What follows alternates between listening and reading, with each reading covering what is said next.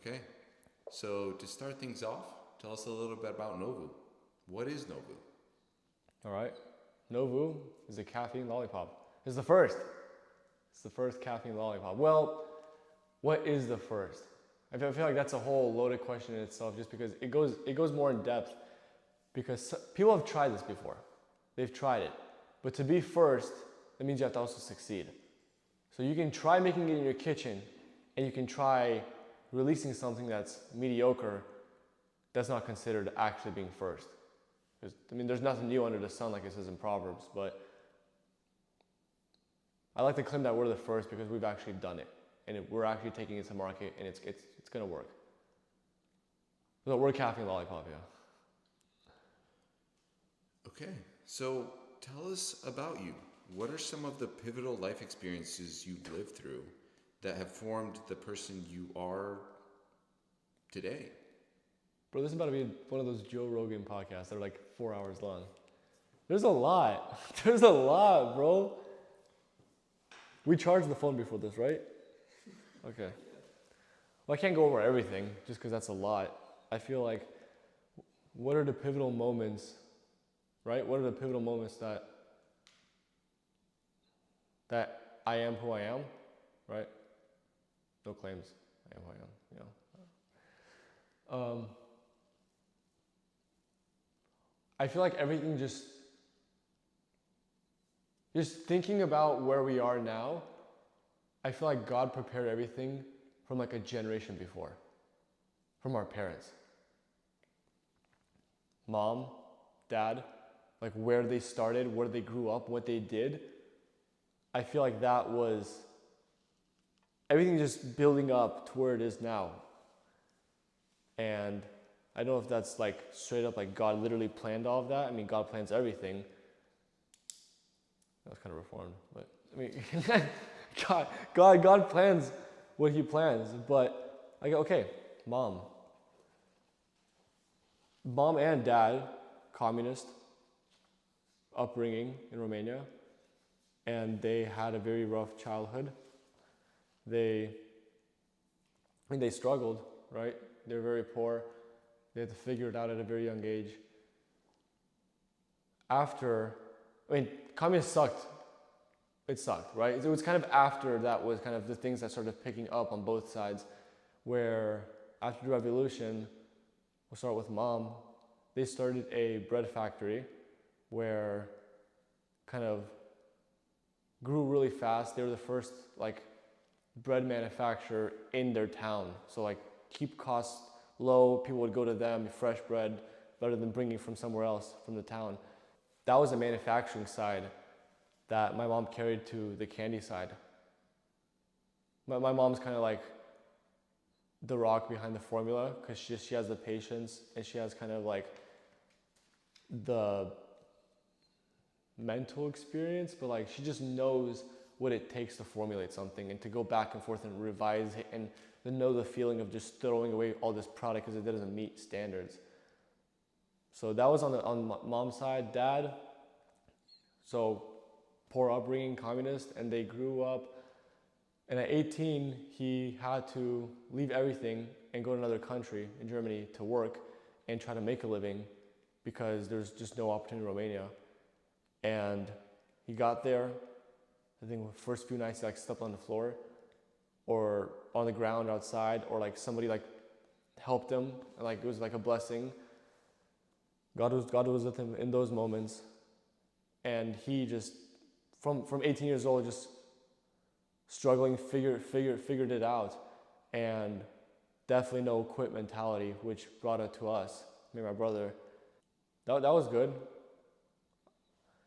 I mean, I'm not sound like a weird way, but I'm happy that he had to like, and whatever struggles I went through too, I'm happy that happened, you know? It's who we are now. And he had that, and he started a trucking company. On my first birthday, we got the visa lottery, we got accepted to come to America. And then parents came here, landed in San Francisco, and we grew up being homeschooled. Well, I was homeschooled in ninth grade. I kind of made that decision against what my parents kind of thought, because they didn't want me to be like socially awkward. So they're like, oh man, like, what, you gonna be homeschooled? And then my brother was homeschooled in sixth grade. But along all of that, summers was just working construction, you know, driving excavators since 12 years old, and just always just being a part of the business. Whatever chance you had, you kind of worked. It was fun. Like, it was super fun to do that. We learned from a young age, like, just there's no way around hard work. It's just always gonna be there. So just take it. And having that be a part of my life, like I said, there's no way around hard work. It just becomes fun, you know. It just, I know, like, there's moments where I'm like, oh, I'm super stressed, oh, I'm working so hard, but deep down I'm like, oh, I kind of like it, you know. It's kind of fun. Like, it gives you something to do with your life. So that's till like ages 18. Then in high school, a little bit about high school, I just cheated the whole thing. Like, it was homeschool, but like, I just took the answer key and just copied all the answers. Like, I barely did not learn anything after like 8th grade. But like, what'd you learn in middle school either? Like, it was stupid. And that was total on me though. Totally on me. Nothing had to do with my parents. Like, they tried their best, but you can't hide an answer key from me. I'm gonna find that thing. and then time came for college, right? And I was like a 4.0 student because I was so good at school. And then I applied to Liberty University, and I got accepted. And then we came for a CFA. It was great, and I saw myself going there. My dad's like, "Are you sure?" $40K a year, man. And then we came. That was 2018. 1 month in, I got just a generic email from a recruiter that got sent to every other student about joining the National Guard. I looked into it. I'm like, this is pretty cool. You know, like, growing up, like, playing Army, that was always fun.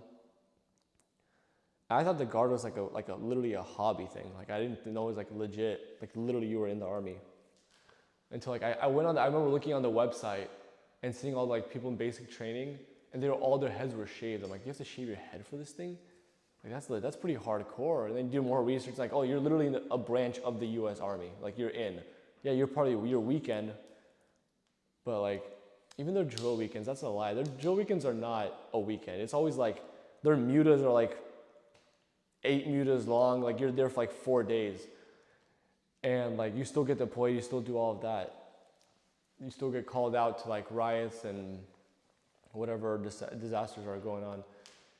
And so I enlisted in that, went into the Army, went to basic training. My birthday, 19th birthday was ship out date. So that was kind of wild. You're going through basic, like the first, like, I raised with my mom at home, my brother, my dad coming home every night. Like, it was your family, you know, and then you're not there. While you're dealing that, you're like getting yelled at. With the yelling, it helps because it gets you away from thinking. The first one was the shark attack. You get off the bus, everybody's screaming at you. And like, I got this stupid, like, I'm so dumb. Like, I got this voice, like, whatever chaotic moment we've got going, there's always this voice in my head, like, oh my gosh, like the most stressful situation. Like, there's a voice in my head that's like, dude, this is crazy. Like, I can't believe this is actually happening. Like, dude, shut up. Like, we're actually like trying to suffer over here. It's like always. And wow, it was like the fun stuff. Like, being outside in the woods. It kind of sucks. Once, like, you're dirty and you're sweaty. You didn't shower for like a week, and it kind of sucks. But once you get that, like, you're nasty. Like, you're gross. Like, you accept the being dirty. Everything gets way more easier. Like, yeah. And then, heaviest of what happened during training was like this last like ruck march, like they call it the bayonet march. And by the way, what I'm saying now, I feel like an idiot, because like this is not crazy. This is just what I experienced. This is nothing wild. It's wild to me. Like, I did it, yeah. But it was not like the actual like heroes that are out there like actually doing stuff and saving people. This bayonet march. It was like, we start like at 3 p.m. after it rained, so the humidity was 100%. It was 100 degrees, and like your ruck is like 60, 70 pounds, and then on top of that, it's like, it just rains, so it's all completely wet. So that adds like 10 pounds. And then we also had to carry like a machine gun or like ammo and stuff. So it was like over 100 pounds that you were carrying, each person. I was the front team lead on that, so I was kind of setting the pace along with the drill sergeant, and we set it way too fast, and it was supposed to be 12 miles long, and they cut it to 8 because like dudes were like heat exhaustion falling out, like it was rough, and the first half mile gassed myself, completely just done. I burnt out so fast. And I could not set that pace, but I wasn't also not going to drop back. I was just I was overheating because I remember tucking in my uniform into like you looked cooler, you know, if you just tucked it in, or you were more like sleek, you didn't have the baggy army uniform, so like you tucked it in, especially if you're like rucking and stuff, like you just more tucked in and you're not getting hang on. But that heats you up so much because there's no airflow. It heats you up, and I was overheated. Like, I was so hot that I was cold. So like, I don't know, I'm not a doctor, I don't know, like, I know hypothermia, I know the last final stages, when you're so cold, like you get super hot. It was like the reverse for me. I was freezing, I was shivering, and I was just gassed. I was like, I don't know how I'm gonna finish this. I just hit such a roadblock, I just didn't know. I started just praying, and I just started saying, Jesus, help me. That's it. That over and over for the first like half of it. Just help me. And there were moments where like you would stop, like they had some mercy on you. They would stop and like do an exercise, like a medical thing. Like somebody would get on the floor and like, how would you do medical procedure on this guy if he was just shot? And that was like kind of like them stopping us. Like, but still you keep tired, you're active, your brain, but like your body can just rest for a quick second. And I was the guy they chose to get on the floor. So I got on the floor and I was like, that was the fastest I could like rest fast. I was like, okay, I'm resting very fast. I don't know. And then we got up, we keep going. And then like you're just suffering the whole time. Mile 8 was some dude like busted out a pack of Skittles. He's like, dude, you want some? I'm like, yes, bro, give me that Skittles. When that sugar hit me from the Skittles, oh my gosh, gave me energy for the rest, bro. I was like, we're good. I was dialed in off like 3 Skittles. It was good. It was the tropical purple Skittles. Those hit. Those were good. And then, because they came in MREs, and you're smart, so you save them. You don't eat them when you don't have to. And I know we make it to the end, like we're all gassed, we're all tired, but like you made it, you graduate, family comes out. And then that was basic training. And then another story, before that, in the Virginia Guard, the last drill I was there was scouts training. And it was like, started with like 50 guys, ended with like 6. So I made it to the end. It was like, one guy was like Ranger tabbed, and he's like, oh, this was harder than Ranger school. I'm like, bro. We made it to the end, and I just feel this pressure on my heart, like, do not do this. Do not finish. Don't actually do there was like one more thing that's like, you have to take a gun apart and put it back together. It was like a little thing, like, I felt like on my heart heavy, do not do this. Drop out now. And I was like, what in the world? Like, I was like tweaking. I'm like, no way I'm dropping. There's no way I'm quitting. I'd never quit, right? But I was like, you have to quit. And I told the guys, like, oh, I'm quitting. I can't do this. And then they're like, what do you mean you're quitting? Like, you made it to the end. Like, what do you mean? What do you mean? And nobody's ever done that. And then you have to sign a paper, like a waiver, like, okay, you quit. And they couldn't find it for like 10, 20 minutes. And I'm just waiting there. And I'm pretty sure that was them, like, couldn't find it. Because, like, obviously, like, everybody else who quit, like, they just signed it and dipped. But they couldn't find that one. And then at the end, okay, they're like, okay, he probably wants to get out. So I signed it again. Then they were mad. Like, get on my face, you wasted our time. Like, fine, whatever. And I went. I remember walking across the field, grabbed my stuff, and like I went behind the building. I just cried because I was like, what the heck? I quit. Like, that's hard to do when you're wired not to. And I learned a valuable lesson during that was when, no matter what your plans are of God, if you feel this heavy pressure and you're sure it's God, and you can be sure based off like you wouldn't have wanted that, you know? So God probably would have. Like, you have to listen to God's voice, and no matter what it is, not your plan, not my plan, but His plan. So I quit. Yeah, the lesson I learned was listen to Him, and maybe sometimes it's good to quit, you know?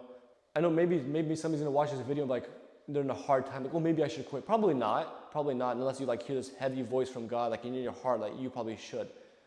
So only that, don't quit, still stick to it. And then the riots happened with George Floyd and all that crazy stuff. We get called out. That was the first time that any of that stuff happened. They hyped that up so hard. They made it sound like we were going to freaking war. Like they hyped up so hard. The guys who were actually deployed in Afghanistan actually had like a combat patch. And like the CIB, like they were like, dude, like this is just like Afghanistan. I'm like, chill, bro. It's not like really like dang, like it was pretty serious. And then there's like a 2-star general in front of me, like there's cops getting killed out there. They're jumping on Humvees, they're taking cars over, like they're flipping cars, like they're setting buildings on fire. I'm like, what the? I'm like, this is Sacramento, California. Like I grew up around here. Like it's not that.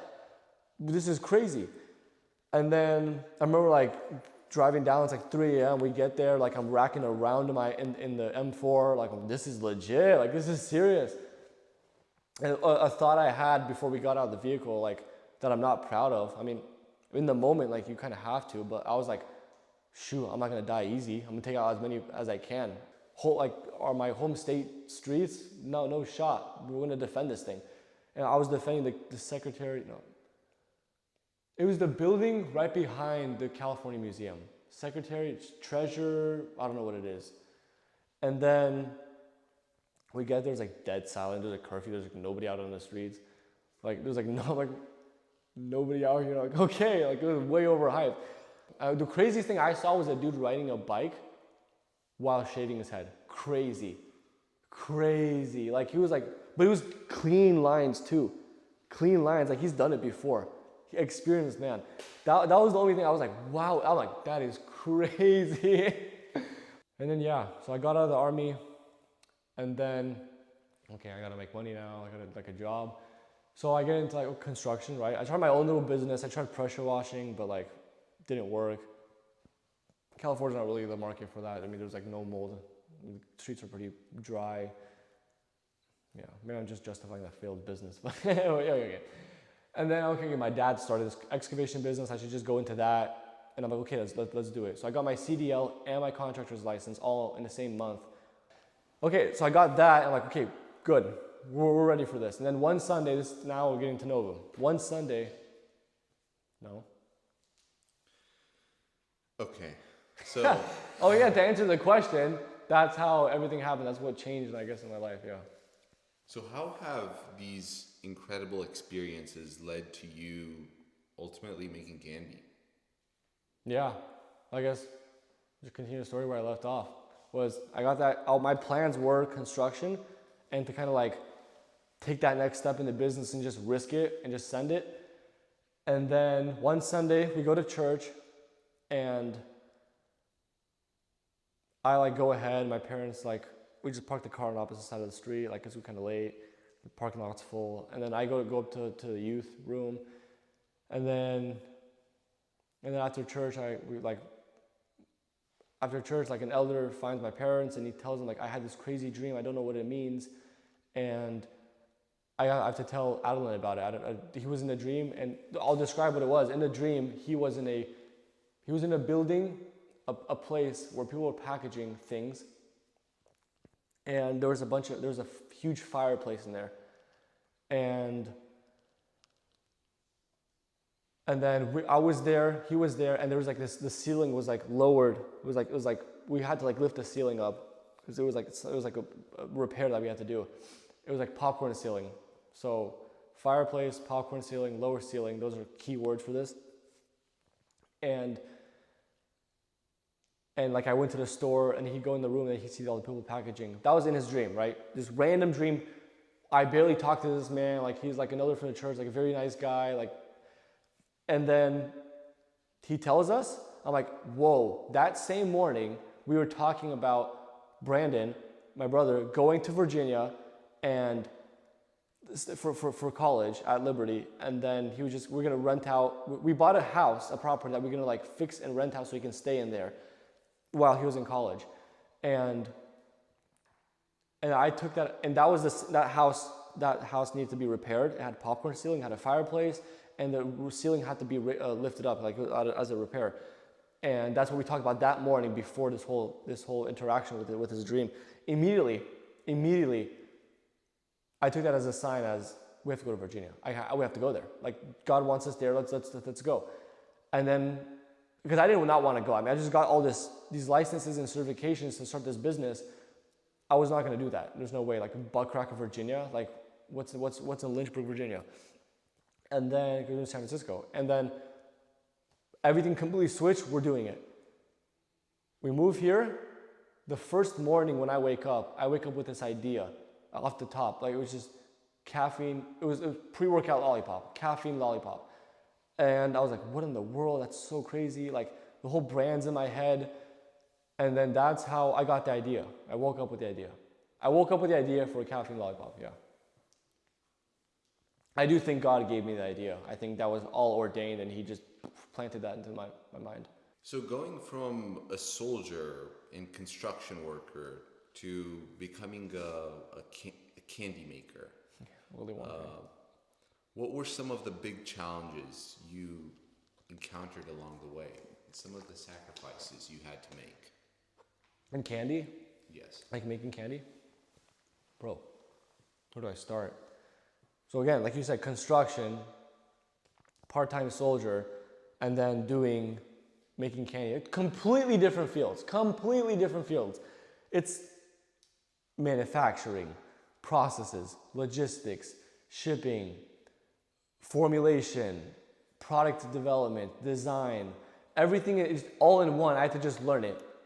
And it took 2 years and 10 months to where I am now from the day I got the idea to just learn everything. The challenges were the formulation, the different ingredients, how they interact with themselves, what temperatures, what thermometers were you used. There's so many variables that make this so difficult and challenging. It's trial and error, and there's problem fix it. Yeah, I'm pretty sure this is for every business. If you don't love problems and figure out the solution, just being under stress and figure out as fast as you can, like business will not work for you. You just have to love problems.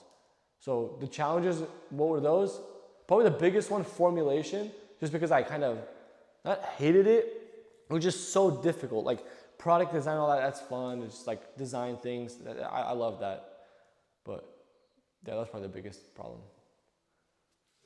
So it sounds like NOVU has seen some tremendous challenges. Tell us about some of the successes that NOVU has had. Successes, well, what is success? I feel like I haven't reached that. I'm in $25,000 of debt. Like there's no way I've reached that.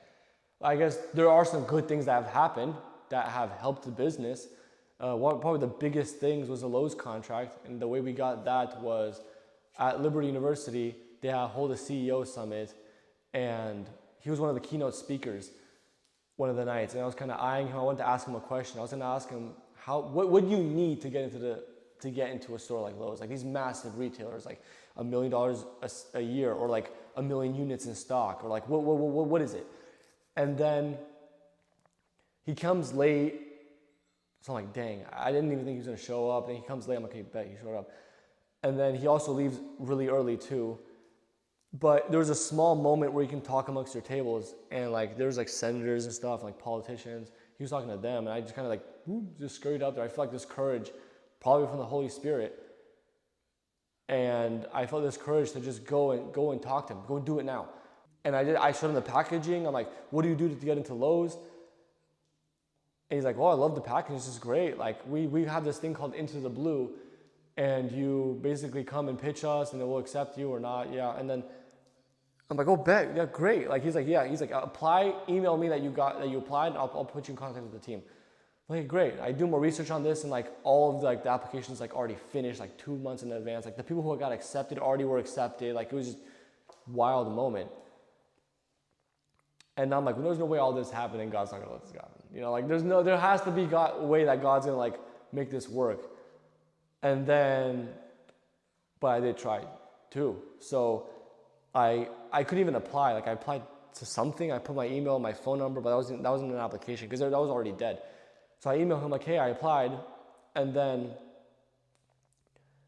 he doesn't reply for like a day, and I'm like, shoot. I start overthinking like heavy. I'm like, what's going on? Like it's Fortune 500 CEO. Like he probably gets bombarded by emails. There's no way he saw that. I'm just like doing the math. I'm like, okay, if he gets 100 emails per day, like from all these people, like he has to reply to all these people, like okay, this is cooked. Like I have to find a new way around this. So I like go online. I'm like CEO of Lowe's, like day in the life, and I find like this article and I pay like $1 for like a free trial to like get the full article. And he says like, oh, he checks his emails at 7:30. I'm like, Dawn, bro, you should have said that. I schedule like 3 emails, like 6:45, 7:15, and in the evening too. And I just start spamming his email. I scheduled them out. It wasn't even me like, boom, I just like 5 minutes, boom, scheduled them all up, and I sent it. And then he emailed. So that was like 12 emails in 3 days, but it was more like 17 because I emailed like off my personal account. I emailed like off a bunch. I'm like, oh, what if I started overthinking my domain? As it was itsnovu.com back then. I was like, okay, maybe it's not like, it's maybe going to spam. Like maybe it's weird. So I off Yahoo, my email, and okay, maybe that's like more history, so it actually goes through. So I emailed like a bunch of stuff. But like at the bottom of each email, I was like, I'm so sorry for doing this. I know if you're seeing them all at once, I'm so sorry, but I cannot forgive myself that I didn't try hard enough to just send one more email. This whole thing was done. Like imagine you didn't send one more email, you didn't try a little bit harder, and my whole life could have been one pathway or another just because of an email. Bump it. Like he can be mad. I don't care. I'm gonna send an email. And I said, P.S. I'm so sorry, but I cannot waste this opportunity that you've given me. I put that, and then he replies to that email, and he's like, I appreciate the persistence, but no more emails are required. Insert like just screenshot of that email. That's legendary. And he's like, yeah, I'll put you in contact with my team. They'll get to you. Yeah, the next day or that day, that day they got to me. They're like, quick, like get on these, bombard my email. I'm like, oh, thank you. Okay. And I sign up and everything, and then we show up to the pitch, and we pitch them, and there's people there that make like literal businesses that like have been in business. They're like millions a year in profit, and like they're established businesses. I'm there like, we pitch them, and they're like, dang, you have no revenue, huh? And yeah, but you have a really good product. I'm like, yeah. And then they're like, well, we're gonna put you in because you were a personal recommendation from the CEO. I'm like, okay, thanks. And then we just immediately start building this facility off the top. Like we didn't have anything yet. And then like 2 months in, they still haven't said anything off that verbal conversation. I'm like, whoa, we started building this thing. Like, we started putting a bunch of money that they better pull through. And I started freaking out a little bit.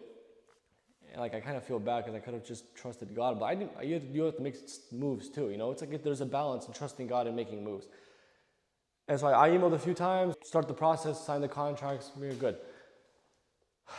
And then after that, I get a contact from Compass. They contacted me through their Envision incubator that they want to do a feature on NOVU. So we have a call on them with them. So they said, okay, we start with DC, and few weeks ago we shipped out our first batch to DC, and then we gotta make candy for that. It's coming up soon. Oh, we did make it. We were just missing grapefruit. Okay, we did that. Discontinued flavor, by the way. Long story. But that's how we got them. What else happened? I feel like we got another thing. No, that was kind of the retailers. That's the good stuff that happened, which were just moves and processes going forward. But there's no aha moments. There was never like a wow. Even like with Lowe's, it's like, get that email. All right, we'll put you in contact. A month, like the next day, okay, good. And then it's like a month to the pitch. And then after that, you get accepted off of verbal. And then it's like you don't sign the contracts until 5 months later. It's a very slow process, no aha moments. It just keep going. But yeah. Okay, so looking at these past successes and challenges that you've mentioned, I wanted to ask, what are the next steps? What do the next 5 years hold for NOVU? Exciting question. Just because the moment we are now and the moment we were filming this video is kind of cool, and I'm happy we took the time to do this because it's right before. I feel like it's the moment right before I think this thing's gonna blow up. We have all this. The formulation of the candies is good. Whatever flavors weren't good, we took them out. We kept only what was good. We're launching with our strongest. The branding, we cooked it up good. The branding's gonna be good. The display, walk into a store, you're gonna see an 8-foot NOVU display, not these stupid little 4-foot cardboard displays. We're sending it hard. Everybody's gonna see this thing. And everything's lined up perfectly for the time of this video, which is November 1st, 24. And I think it's gonna go, I think it's all working out. I feel so good, I feel so confident about it. And that's not easy for me to say because things have to be perfect for me to say that. And I think things aren't perfect exactly, but they're moving very well. Everything's teed up. It's gonna work. So in 5 years, definitely every store in America, a great product, a strong brand like Red Bull, and our brand's gonna stand on do good work, you know? Some of the things that like small business mentality does is just disgusting. They don't care about their customers and it pisses me off. I feel like NOVU, even though we're just a little lollipop company, I feel like we can make a big difference in just pushing that brand of do good work. So 5-year timeline, brand presence, push out our message, and I think it's gonna work. I think it's gonna work. So, what is something you tell your future self? Tell my future self or like my younger self? Future or younger? Future? What are you doing, bro? Like I wonder what's going on then. He's help like on the side of the road. He's like, hey, help me. Like, hey mom, what are we eating for dinner? Oh no, hopefully not. But what do I tell my future self? Oh, because I'm gonna watch this in the future. That makes sense. Because I can't watch. Yeah, that makes sense. Wow. All that is worth in life is just staying close to God and doing His will, so that we can be in heaven with Him. That's all that matters. So I hope we stay that course, and I know we will. I know we will because I pray that every night. And God has the ability in my life to do whatever's required to get me there, no matter what it is. This whole thing can fail. Like I can be hyping myself right now. I feel so good about this. Tomorrow it's all gonna die, and this whole thing's gonna catch on fire. What does that happen? The cookers are off, right? Yeah. Okay. Mom texted me to turn off the cookers. I hope that's all we take away from that. Yeah. Forget everything else. We're gonna stay close, and yeah. That's what I tell my future self. Yeah. That's it. That's all? Oh, that's all of it? That's wild. Ended on a wild note. Yeah.